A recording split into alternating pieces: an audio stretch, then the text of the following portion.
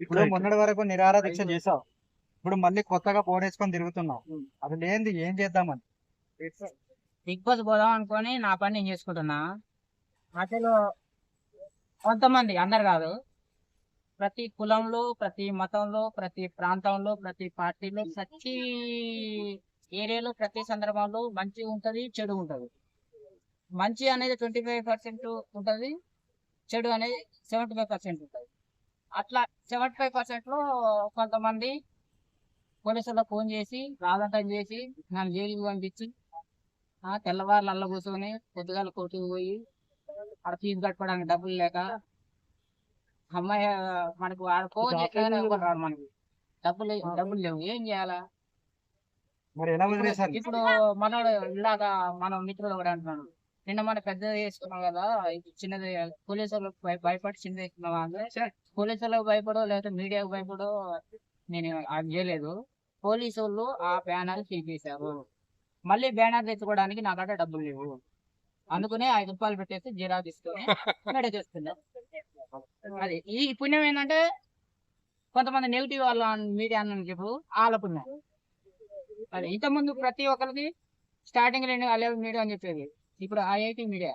ఒక్కరు చేసిన దానికి అందరు ఇప్పుడు మీడియా వల్లనే కదా నువ్వు ఇలా నిరాహార దీక్ష చేస్తున్నావు అని చెప్పేసి అందరికి తెలుసు. మీడియా వల్ల నాకు ఎలాంటి ఉపయోగం లేదు, రాదు, కాదు. ఇప్పుడు నీ డైలాగ్ మినిమం డిగ్రీ అనేది మీడియా ద్వారానే ఫేమస్ అయింది కదా. మీడియా అనేది కరోనా కంటే చాలా దుర్మార్గమైనది, చాలా ప్రమాదమైనది. ఫేమస్ చేసింది కూడా మీడియానే కదా. మినిమం డిగ్రీ తప్పు, నన్ను మడ్డలో కలిపేసిందే మీడియా. మళ్ళీ లేపేది కూడా లవ్ ఉంది కాబట్టి అసలు విషయం రాలే, లవ్ ఫెయిల్ అయింది కాబట్టి అసలు విషయం బయటకు వస్తుంది. నన్ను మడ్డలో కలిపేసిందే మీడియా.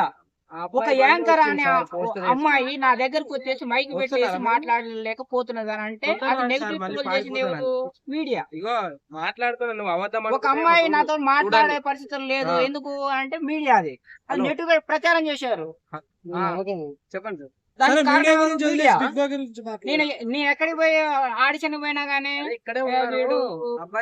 మినిమం డిగ్రీ ఆడ, నేను ఆల్రెడీ మినిమం డిగ్రీ రాకముందుకే హీరో ఆ డైలాగ్ కాకముందుకే 4 సినిమాలు చేశా.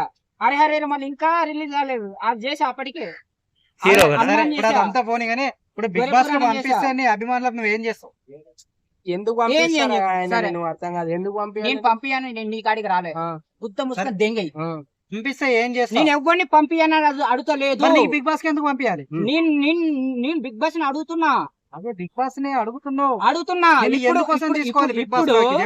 ఇప్పుడు నేను మీకు ఎందుకోసం ఇవ్వాలి? నా మాట మీ మైక్ కి ఎందుకోసం ఇవ్వాలి? బిగ్ బాస్ కి తెలియాలి కదా. అట్లనే బిగ్ బాస్ తెలియాలి కదా. ఇప్పుడు మీరు తెలియాలంటే నేను ఫేమస్ చేసిన మీడియా వాళ్ళే కదా. అంతమంది ఆడ ఉన్నారు, మైక్ మీడియా వాళ్ళు చాలా మంది ఆడ ఉన్నారు. వీడికొచ్చి కొంతమంది చెప్తున్నారు, మీరు అడుగుతున్నారు కాబట్టి నేను చెప్తున్నా. నాకు అహంకారం లేదు, మన అహంకారమే మనని అణచివేస్తుంది. మీరు అడుగుతున్నారు కాబట్టి నేను చెప్తున్నా. అట్లనే మీరు వచ్చేసి నన్ను ఎట్లయితే అడుగుతున్నారో నేను కూడా same ditto, same to same నేను బిగ్ బాస్ ని అడుగుతున్నా. అడగండి అమ్మాయినా బెటర్. ఇప్పుడు మీరు వచ్చి నన్ను అడుగుతున్న కాబట్టి చెప్తున్నా కదా, అందుగురించి నేను పోయి అడుగుతున్నా కాబట్టి బిగ్ బాస్ నాకు అవకాశం ఇస్తారు. బిగ్ బాస్ కి ఏమని అడుగుతున్నా చెప్పు.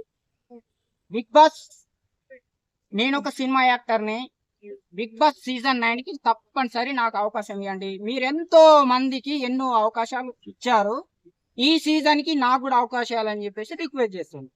డిమాండ్ కాదు, రిక్వెస్ట్. ఒకవేళ అయితే చాలా మంది ఆయన రైతు బిడ్డని అది వాడుకున్నాడు, నువ్వు కూలి బిడ్డని వాడుకున్నావు. నేను దేని వాడుకోను, నేను కూలి బిడ్డని కాబట్టి కూలి బిడ్డ అనుకోవడం తప్పలేదు. ఇప్పుడు నువ్వు మీడియా వాడివి, నువ్వు ఒక యాంకర్వి, నీ కొడుకుని వారే అంటే నేను యాంకర్ని కొడుకున్నా అంటాడు, తప్పేముంది? వాడు చేసిన తప్పేంది? చెప్పు, తప్ప. ఇప్పుడు ఆయన ఐస్ క్రీమ్ అమ్ముకుంటున్నాడు, అరే మీ నాయన ఎవరంటే మా అమ్ముకునేవాడు నా ఐస్ క్రీమ్ అని అంటాడు.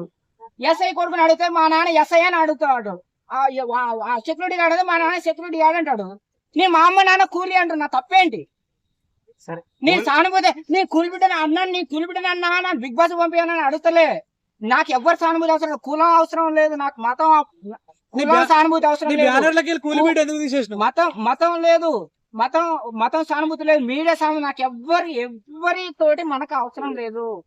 నాలో ఉన్న శక్తిని నేను వాడుకుంటా. నేను మీడియాను వాడుకోను, కులాన్ని వాడుకోను, మతాన్ని వాడుకోను, ప్రాంతాన్ని వాడుకోను, పార్టీని వాడుకోను, ఎవ్వరిని వాడుకోను. నాలో ఉన్న శక్తిని మాత్రమే నేను వాడుకుంటా. నాలో ఉన్న శక్తిని బిగ్ బాస్ కి తెలియజేస్తా. బిగ్ బాస్ కి వెళ్ళిన తర్వాత ఏం ఎలా చెప్తావు? తెలియజేస్తావు నీలో ఉన్న శక్తి? నాలో ఉన్న టాలెంట్ మిగతా వాళ్ళందరూ ఎట్లా తెలియజేస్తున్నారో తెలియజేస్తాను. నేను కూడా అట్లనే నా శక్తిని నేను తెలియజేసుకుంటా. అదే నా ఎక్కడ బిగ్ బాస్ పోయేదంటే నేను ఒక హీరో కావాలని వచ్చిన నా టాలెంట్ ఏదైతే ఉన్నదో ఆ టాలెంట్ అందులో చేస్తా. అందులో చేసిన తర్వాత చాలా మంది నువ్వు ప్రొడ్యూసర్, ఇంతకుముందు ఏం చాలా మంది చేసినావు? డైరెక్టర్లు ఎక్కడ చేసినావు? నన్ను అవకాశం ఇస్తారు. నాకు ఏం సినిమా చేసినావు? ఏం సీరియల్? హనుమాన్ చేసా. సీరియల్ కి నాకు సంబంధం లేదు. సీరియల్ ఏం మూవీ చేసినావు? సీరియల్ కు దండం, షార్ట్ ఫిల్మ్ దండం. నీకు అడక తింటా, అన్నం లేకపోతే అడక తింటా నీలాంటి వాళ్ళని. కానీ సీరియల్, షార్ట్ ఫిల్మ్ చేయను. సినిమా చేసిన వాడు సీరియల్ చేయొచ్చు, సీరియల్ చేసిన వాడు సినిమా పోతే దెంగైపోయా అంటాడు. నా ముందర ఒక సీరియల్ హీరోని దెంగైపోయా అన్నాడు. పెద్ద పెద్ద సెలబ్రిటీలే సినిమాల నుంచి సీరియల్ లకు వస్తారు. నేను కూడా అనేది అదే. ఫైనల్ గా ఏమంటావు చెప్పు? నేను బిగ్ బాస్